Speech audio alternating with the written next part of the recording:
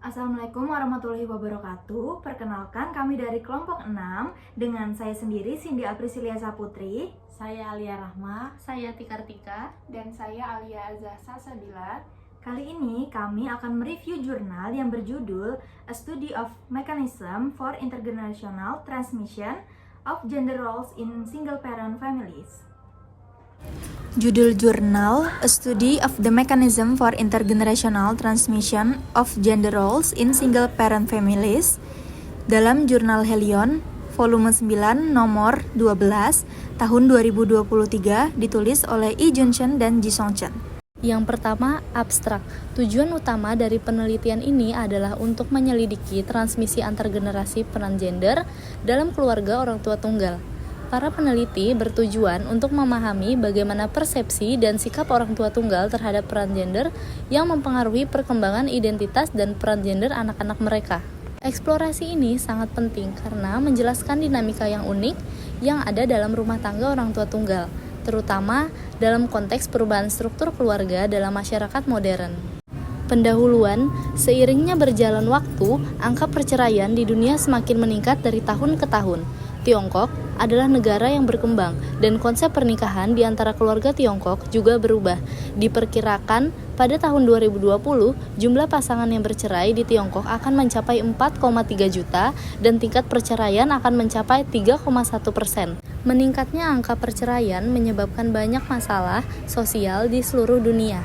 Misalnya, keluarga dengan orang tua tunggal mungkin memiliki sumber daya ekonomi dan sosial yang relatif yang tidak memadai, yang dapat menyebabkan kemiskinan di antara anak-anak mereka dan resiko putus sekolah, pengangguran, dan kehamilan di luar nikah yang lebih tinggi dari perubahan keluarga.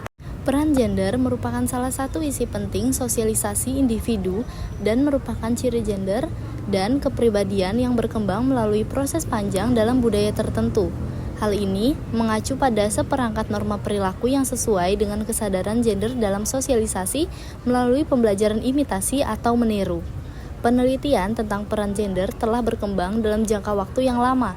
Penelitian sebelum tahun 1970 pada dasarnya bersifat satu dimensi, memandang karakteristik seksual pria dan wanita sebagai dua titik ekstrim dalam sebuah kontinum. Namun, banyak ahli yang mempertanyakan pandangan terpolarisasi mengenai peran gender ini, misalnya konsep dualisme bawah sadar, atau aliran psikoanalitik yang menyatakan bahwa tidak ada manusia murni laki-laki atau perempuan, baik secara psikologis maupun biologis. Katakan bahwa manusia dilahirkan dengan ciri-ciri biologis dan psikologis baik laki-laki maupun perempuan, seperti pikiran bawah sadar perempuan atau anima dan pikiran bawah sadar laki-laki atau animus. Mikrosistem keluarga mempunyai pengaruh paling langsung, paling awal dan paling kuat terhadap pembentukan peran seksual anak. Dalam membesarkan anak, orang tua mewariskan berbagai karakteristik seksual kepada mereka, seperti ideologi, perilaku, norma sosial, bahkan pengambilan keputusan yang merupakan fenomena transmisi antar generasi. Penularan antar generasi merupakan fenomena di mana keterampilan, cara berpikir, perilaku, dan status sosial orang tua diturunkan kepada anaknya. Hal ini konsisten dengan teori pembelajaran sosial yang berpendapat bahwa anak-anak memperoleh peran gender terutama melalui pendidikan langsung dan pendidikan observasional.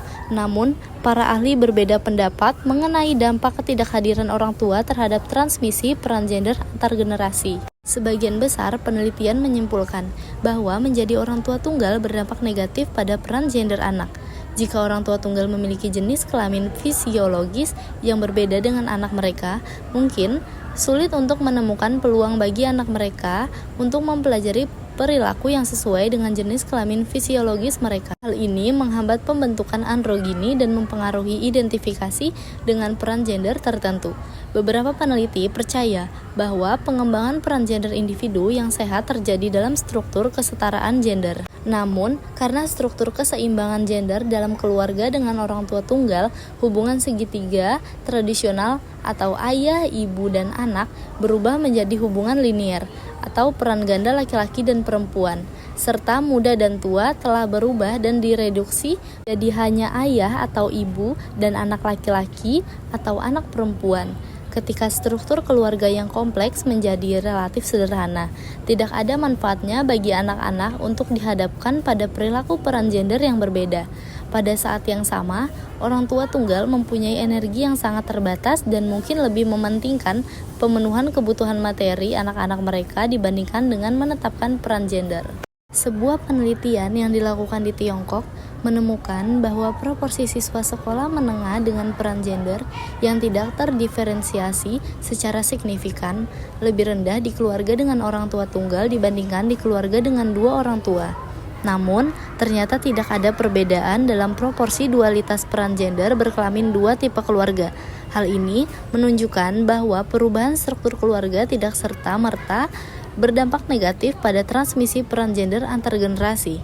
Dalam konteks struktur sosial patriarki di Tiongkok, orang tua cenderung mendidik anak laki-laki dengan keras tentang peran seksual mereka, sedangkan anak perempuan cenderung bersikap santai. Keluarga Tionghoa cenderung menekankan konsep keluarga besar, dan pendidikan kakek nenek merupakan hal yang umum di Tiongkok. Oleh karena itu, kakek nenek memainkan peran kompensasi yang penting dalam mendukung cucu-cucu dalam keluarga yang bercerai. Orang tua tunggal masih mempunyai tanggung jawab utama dalam membesarkan anak. Namun, kakek nenek ikut serta dalam pekerjaan rumah tangga seperti memasak dan mencuci. Sebuah survei sosial yang dilakukan di 30 provinsi di Tiongkok menemukan bahwa hampir 60% lansia membantu membesarkan cucu mereka. Hal ini menunjukkan bahwa keluarga dengan orang tua tunggal di Tiongkok tidak sama dengan keluarga sesama sejenis. Orang tua tunggal juga dapat mengadopsi konsep gender dari kakek nenek atau kerabat lainnya. Fenomena ini memperkuat kekhususan transmisi peran gender antar generasi dalam keluarga dengan orang tua tunggal modern di Tiongkok. 2. Metode 2.1 Daerah Belajar. Suzhou, Provinsi Jiangsu yang ditandai dengan perkembangan ekonomi pesat, tingkat perceraian yang signifikan, dan integrasi cepat populasi imigran menempati posisi penting dalam pembangunan ekonomi dan sosial di Tiongkok. Pada tahun 2022, produk ekonomi bruto Suzhou menempati peringkat ke-6 di Tiongkok. Kota Suzhou memiliki populasi terbesar sebesar 12.911 juta jiwa dengan arus masuk bersih sebesar 41,6%, menempati peringkat ketiga di Tiongkok. Mobilitas penduduk seringkali dipengaruhi oleh aspek geografis, ekonomi, dan sosial. Keluarga dengan populasi pengembang biasanya menghadapi dilema anggota keluarga yang tersebar di dua tempat atau lebih, dan mereka telah lama berpisah dengan pasangan, anak, dan anggota keluarga lainnya, sehingga meningkatkan resiko perceraian. Meskipun GEP di Suzhou menempati peringkat ke-6 di antara kota-kota Tiongkok dan arus masuk penduduknya menempati peringkat ketiga, di tingkat perceraian Suzhou pada tahun 2022 mencapai 38,12%. Tidak hanya lebih tinggi dari kota-kota besar di Tiongkok, tetapi juga lebih besar dari Shanghai, Guizhou, Shenzhen, dan kota-kota tingkat pertama lainnya di Tiongkok. Namun, jumlah keluarga dengan orang tua tunggal akan meningkat secara signifikan seiring dengan banyaknya perceraian. Oleh karena itu, berdasarkan karakteristik pembangunan ekonomi dan struktur sosial, perlu dilakukan penelitian lebih lanjut mengenai proses perkembangan peran gender keluarga dengan orang tua tunggal di Suzhou. 2.2 Peserta. Penelitian ini mengadopsi strategi pengambilan sampel intensitas berdasarkan prinsip pengambilan sampel teoritis untuk memilih kasus-kasus dengan intensitas informasi yang tinggi. Salah satunya kriteria pemilihan sampel, apakah sampel tersebut dapat memberikan wawasan baru untuk membangun atau memperdalam teori. Tujuan akhir dari wawancara ini adalah untuk memastikan konsistensi yang stabil antar kategori. Para peneliti dengan bantuan pemerintah daerah Suzhou menghubungi 13 sekolah menengah. Terdapat 58 orang dari 29 keluarga orang tua tunggal. Keluarga dengan orang tua tunggal mengacu pada keluarga di mana hanya satu orang tua yang tinggal bersama anak tersebut karena janda, perceraian, perpisahan, atau tidak menikah. sehingga dapat memberikan data yang lebih konferensi dan juga akurat, menjadikan studi wawancara lebih ilmiah dan masuk akal. Anak-anak dalam keluarga ini semuanya duduk di bangku sekolah menengah pertama dengan selembaran kelas dari sekolah menengah pertama hingga sekolah menengah atas. Orang-orang yang diwawancarai dibagi menjadi 4 kategori berdasarkan struktur keluarga: keluarga dengan ibu tunggal dan anak perempuan, keluarga dengan ibu tunggal anak laki-laki, keluarga dengan ayah tunggal dengan anak perempuan, dan juga keluarga ayah tunggal dengan anak laki-laki. Wawancara dilakukan selama 40 hari, dimulai pada pertengahan November tahun 2020 dan berakhir pada awal Januari tahun 2021. Semua orang tua yang berpartisipasi telah bercerai dan telah membesarkan anak-anak mereka sendirian selama jangka waktu yang stabil. Penelitian ini menggunakan wawancara semi terstruktur. Peneliti melakukan prawawancara kepada keluarga di sekitar sebelum dilakukan wawancara mendalam pada keluarga. Fokusnya adalah pada isu pendidikan peran gender dalam keluarga dengan orang tua tunggal untuk memberikan dasar bagi garis besar wawancara formal. Pewawancara adalah peneliti psikologi yang terlatih dalam berkomunikasi dengan orang-orang. Pertanyaan terkait gender orang tua tunggal. Penelitian ini mengadopsi strategi penelitian kualitatif yang berpedoman pada grounded theory Glaser and Satthaus. Tujuannya adalah untuk memperluas kerangka teoritis yang ada setelah analisis ilmiah terhadap materi tekstual dan membangun sistem wawancara yang selaras dengan konteks Tiongkok komplementer untuk menjamin perkembangan akhir teori. Selanjutnya, result. Hasil penelitian menemukan jika ketidaklengkapan orang tua mempengaruhi perspektif atau pandangan peran gender pada anak. Salah satu responden mengatakan jika ayahnya selalu mengikatkan rambutnya setiap pagi, kemudian interaksi tersebut membuat dirinya berpikir jika ayah maupun ibu memiliki peranan yang sama, dan tumbuh besar bersama laki-laki menjadikan pribadinya menjadi lebih maskulin. Anak dalam pola asuh orang tua tunggal juga mempengaruhi pandangannya terhadap kesetaraan gender. Berdasarkan hasil wawancara, ditemukan bahwa mereka menganggap jika ayah bisa menjadi ibu dan begitu pun sebaliknya, serta merubah persepsi mereka mengenai gender dalam pekerjaan. Orang tua tunggal cenderung tidak setuju dengan pembagian gender dan perbedaan gender, seperti laki-laki yang mendominasi lapangan pekerjaan dan perempuan mendominasi bagian dalam seperti pekerjaan rumah, mengurus anak, dan lain sebagainya. Hal inilah yang mereka tunjukkan dan ajarkan sebagai orang tua tunggal kepada anak-anak mereka. Hasil wawancara dari seorang responden menghasilkan pernyataan bahwa menurutnya laki-laki boleh saja jika ingin menjadi perawat, guru taman kanak-kanak, begitupun sebaliknya. Perempuan boleh saja melakukan pekerjaan laki-laki, dan responden lainnya menyinggung mengenai pembagian kerja antar laki-laki dan perempuan. Ia berkata jika ayahnya bertanggung jawab dalam menafkahi dirinya, namun ketika senggang masih bertanggung jawab juga untuk melakukan pekerjaan rumah.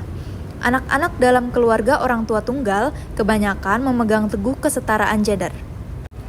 Kesadaran orang tua tunggal akan peran gender dalam mengasuh anak.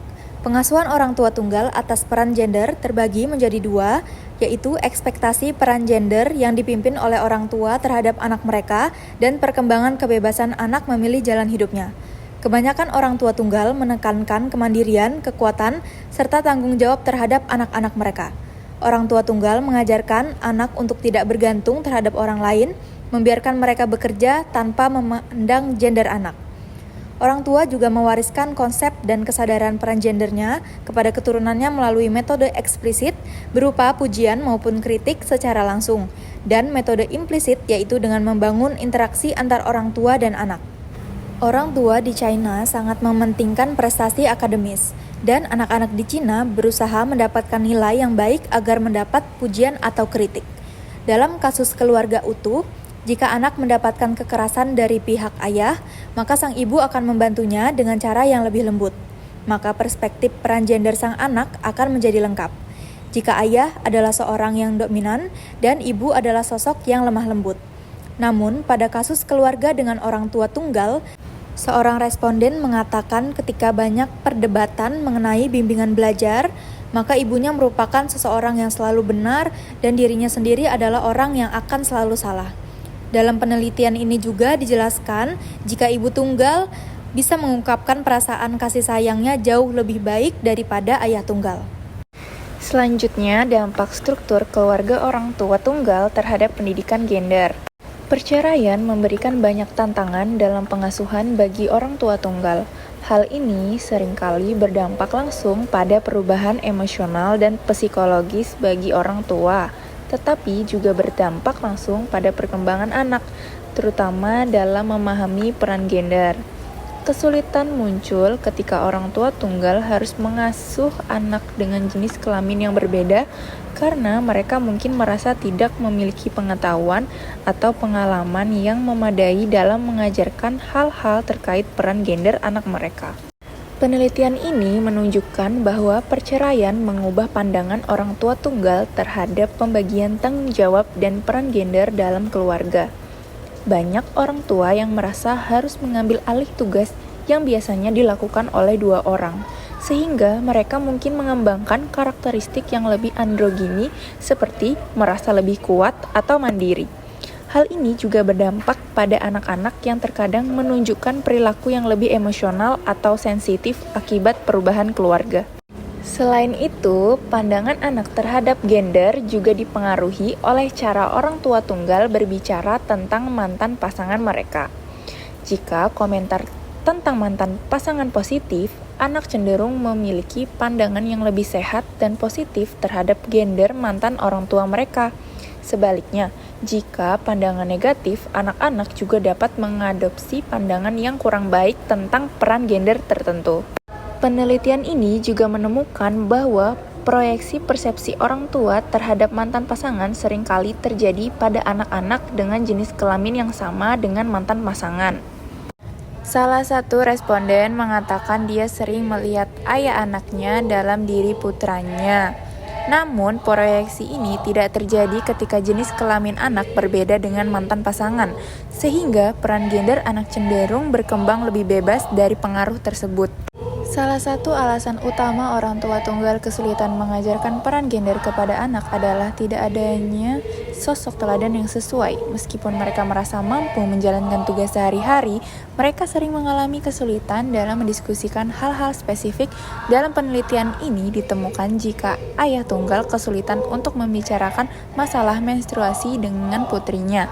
Selain itu, karena orang tua tunggal harus bekerja lebih banyak untuk memenuhi kebutuhan keluarga, mereka seringkali menghadapi tekanan keuangan yang lebih besar dan tidak dapat memberikan cukup waktu bagi anak-anak mereka. Selanjutnya, pengaruh non-orang tua terhadap perkembangan peran gender anak. Dua sumber utama pengaruh ini adalah guru dan teman sebaya di sekolah, serta mantan pasangan dan anggota keluarga lainnya. Penelitian menunjukkan bahwa anak-anak menghabiskan lebih banyak waktu di sekolah sehingga interaksi dengan guru dan teman sebaya memiliki dampak yang signifikan terhadap perkembangan peran gender mereka. Guru berperan dalam memperkuat atau mengubah pola asuh peran gender, sementara keterlibatan kakek nenek juga dianggap penting, terutama ketika jenis kelamin orang tua tunggal dan anak berbeda. Mantan pasangan juga memiliki peran penting dengan memberikan perspektif tambahan yang dapat melengkapi pola asuh orang tua tunggal, menunjukkan bahwa meskipun telah bercerai, mereka tetap dapat mempengaruhi perkembangan. Berdasarkan data wawancara, penelitian ini mengidentifikasi persepsi peran gender orang tua tunggal sebagai asal-muasal mekanisme transmisi peran gender antar generasi dalam keluarga dengan orang tua tunggal, yang menginformasikan sikap dan perilaku pengasuhan gender mereka dan dengan demikian mempengaruhi pembentukan peran gender anak-anak mereka baik secara eksplisit maupun implisit. Kesimpulan, penelitian ini memberikan wawasan berharga tentang transmisi antar generasi peran gender dalam keluarga orang tua tunggal, menyoroti kompleksitas dan nuansa persepsi peran gender dalam masyarakat kontemporer. Temuan ini menggarisbawahi pentingnya memahami bagaimana dinamika keluarga dan sikap orang tua membentuk identitas dan peran gender anak-anak. Berkontribusi pada diskusi yang lebih luas tentang kesetaraan gender dan sosialisasi dalam struktur keluarga modern. Kekuatan, Salah satu kekuatan utama dari penelitian ini adalah desain kualitatifnya, yang memungkinkan pengumpulan data yang kaya dan terperinci, yang mungkin diabaikan oleh metode kuantitatif. Penggunaan wawancara semi terstruktur memungkinkan peserta untuk mengekspresikan pikiran dan perasaan mereka dengan bebas, memberikan wawasan yang lebih dalam tentang kompleksitas transmisi peran gender. Selain itu, metode pengambilan sampel intensitas memastikan bahwa kasus yang dipilih sangat informatif, berkontribusi pada pemahaman yang lebih kuat tentang topik penelitian. Fokus pada konteks budaya tertentu, yaitu keluarga orang tua tunggal Tiongkok, juga menambahkan kedalaman temuan, menjadikan relevan dengan diskusi tentang peran gender dalam masyarakat kontemporer. Terlepas dari kekuatannya, penelitian ini memiliki beberapa keterbatasan. Desain cross-sectional mungkin tidak cukup menangkap sifat dinamis pengembangan peran gender dari waktu ke waktu, karena memberikan snapshot daripada pandangan longitudinal. Selanjutnya, sampel terbatas pada keluarga orang tua tunggal di Cina yang dapat membatasi generalisasi temuan ke konteks budaya atau geografis lainnya. Ketergantungan pada data yang dilaporkan sendiri juga dapat menimbulkan bias, karena peserta mungkin menyajikan tanggapan yang diinginkan secara sosial daripada keyakinan dan perilaku mereka yang sebenarnya. Baik, itu saja review jurnal yang dapat kami sampaikan. Semoga informasi yang sudah kami sampaikan dapat bermanfaat bagi kita semua. Wassalamualaikum warahmatullahi wabarakatuh.